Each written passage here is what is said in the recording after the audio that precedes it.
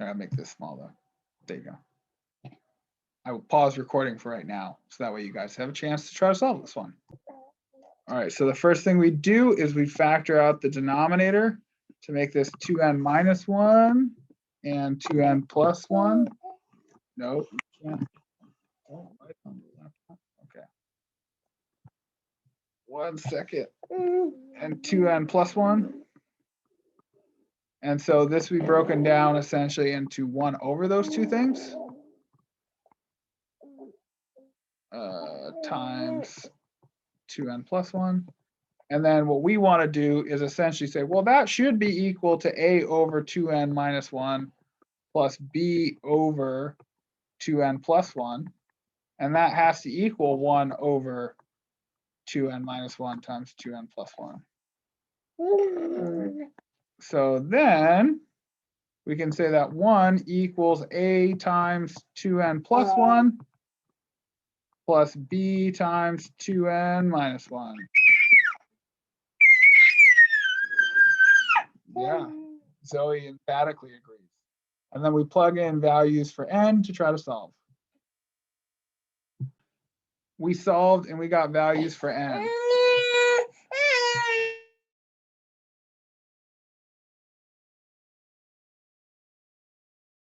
Zoe is just screaming over here, so I'm just trying to not have you all have to hear that.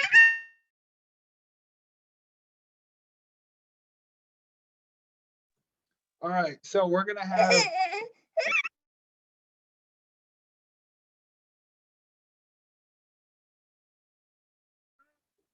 have n is equal to -1/2, and then n is equal to +1/2. Both of those values will help me figure out a and b. What did you guys get for a and b? Help me out with that. Tell me what you got for a is b once you plugged in n is -1/2 and n is +1/2. I got 2 for A is 2. Okay, yep. And then b? -1/2. B is -1/2. What do you guys get? Olivia? I got b equals, oh wait. I got b equals 1/2 and a equals -1/2. Oh no. Someone weigh in. What do we think? I think they should probably both be halves, personally, in some way. Someone prove me wrong.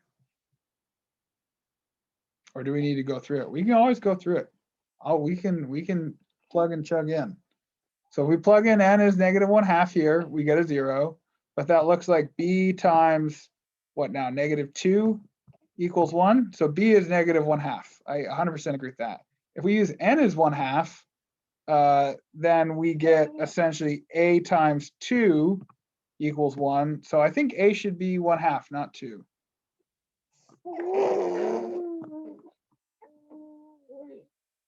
But this is still good news because we want to have a -1/2 and a +1/2, right?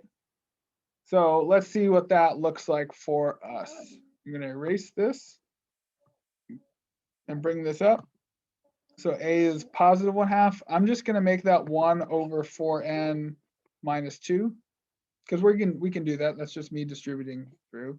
Minus 1 over 4n plus 2. Are we okay with that? So this is me just breaking this down. Wait, I don't get it. How did you break it down exactly? So we said that a is 1/2 and b is -1/2. So it was like 1 over 2 times 2n minus 1, which gives us 1 over 4n minus 2.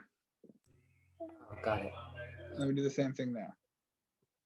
Okay, so now let's try some terms out and see how far it takes us to go until we can cancel stuff out.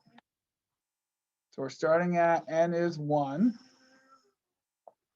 which is good. We could even have a 0 here.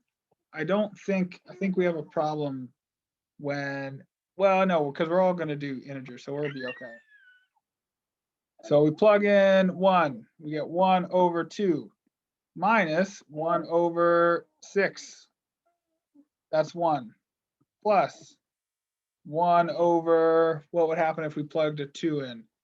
That gives us, is this just 6 already? Minus 1 over 8 plus 1 over 8. No. Yeah, wait, I'm doing something wrong. No, I'm doing fine.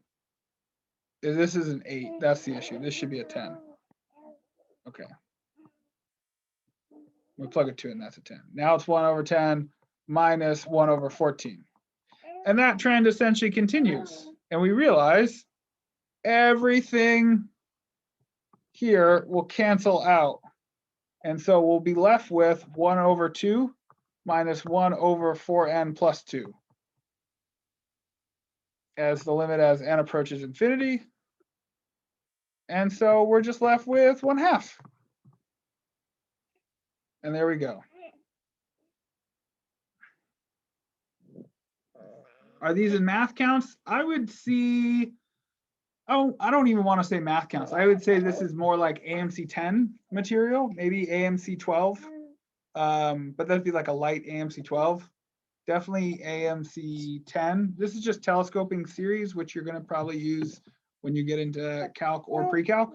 So yeah, I would say that I don't know how much telescoping series I've seen in math counts in particular. Other questions?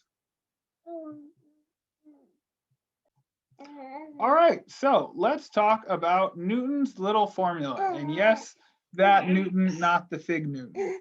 What Newton essentially said.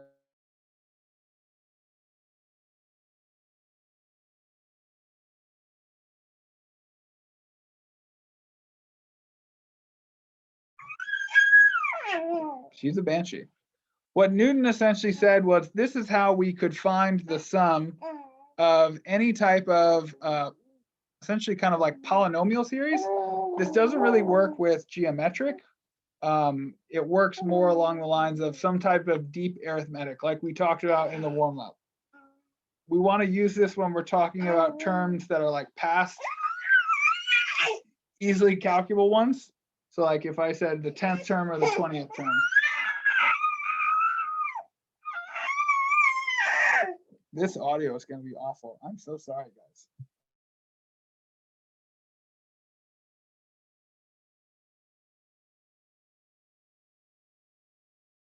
I'm going to try to sit her down real quick so you aren't subjected to this. So this problem would be used on anything like the warm-up. We're going to say that A is our first term, B is our first difference, C is the second difference, and so on and so forth. Usually these will cut out after about 2 or 3 if you were going to find this on an AMC 8 or an AMC 10, since you're not going to have a calculator, right? But keep that in mind. So let's kind of talk about what this would look like. Let's go back to, is this the first term? No, that's a different one. Let's see. Yeah, let's go back to this first term. D is difference. D is the difference. So we talked about this one. We'd get first difference of 9, second difference of 13. Then it was negative 19. Then it was negative, what was the next one? Negative 27. And then we found the difference was negative 4, negative 6, negative 8, and then negative 2, negative 2. Once we get this constant difference, we know we're done, right? We don't have to go any further than that. Yeah, we'd essentially just have to know all the way down to whatever the final difference is. So this is term 1, term 2, term 3, term 4, term 5. Notice how this kind of formula deals with combinations, right? We're essentially saying all the way even back here, let me just erase this for a second. We're going to be doing like n choose 0, n choose 1, n choose 2, and so on and so forth. N minus 1 choose in particular. But essentially what this is telling us is that we're going to be adding the difference X amount of times. Okay, then we're going to essentially be doubling up and then tripling up as we continue to go forward. So let's look back at our problem from the warm-up. So say I wanted to find term 6. If I wanted to find term 6, then n is equal to 6. And so we'd essentially say our first term, so A is -6, B would be -9, C would be -4, and D would be -2. Again, you can just kind of do it out like we did with the warm-up, but there's other ways to do it, right? What if n wasn't 6? What if it was the 20th term, or so on and so forth? I think it's really easy for us to find this, right? Because that's -10, that was -37. We got -111. So keeping that in mind, let's look at what this looks like for us. How did I get B and C? B is this is A, B, C, D.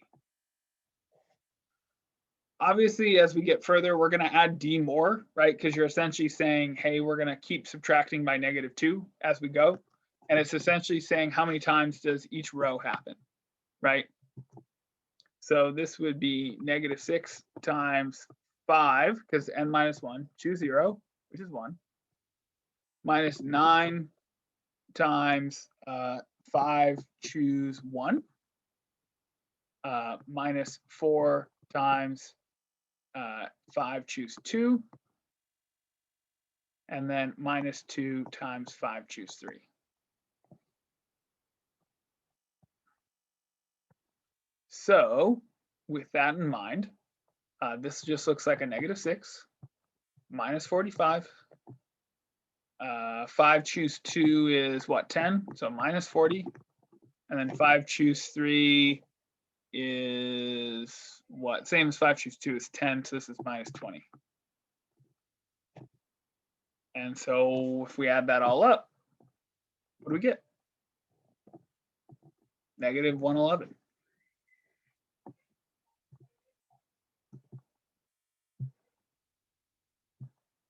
Okay, let's have you try this one out. I know it's wild. And again, this is helpful. Let's think about this 5 choose 1 part, right? We're essentially saying, hey, you're going to subtract 9 each time, right? Let's say each time of these, you're subtracting 9. We've subtracted 9 however many times. But then in each one of these, you're also going to be subtracting 4. But you're not just subtracting 4 here. Sorry, you're not just subtracting 4 here, you're also going to be doing it again here. This is also that -4 again. And then we're saying, well, you're just subtracting 2 here, but you're also subtracting 2 here, and you're going to be subtracting 2 here, and you're going to be subtracting 2 here, and so on and so forth. So that's where kind of the choice aspect comes into it. But this will work for anything. Yeah, so that kind of goes to the choice piece.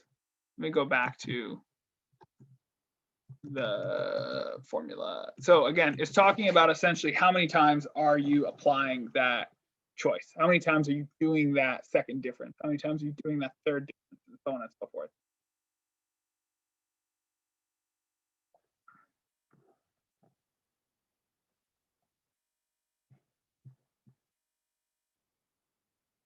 So if you're confused, especially with like what 5 choice 2 looks like, that's going to be 5 factorial over essentially 2 factorial times 5 minus 2 factorial. So that's 5 factorial over 2 factorial, 3 factorial, which would be 5 times 4 over 2 factorial, which is just 10. Knowing some of your basic factorials is also helpful. So you write off the 4 terms because there are 4 steps, correct. If there was only 3, I'd only use 3, right? But essentially, because it got down to that third difference that was the same, that's why we had to go that far.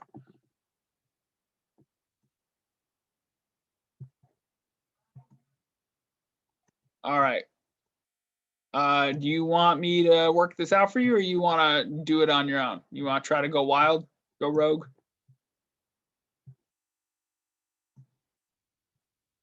Yeah, or do you need one more running through? So there's only one difference. It would just be an A. Well, you'd need at least an A and a B, right? Because B is that first difference. A is your first term. Like A is 5. B is your first difference. So there's at least 2. What do you think?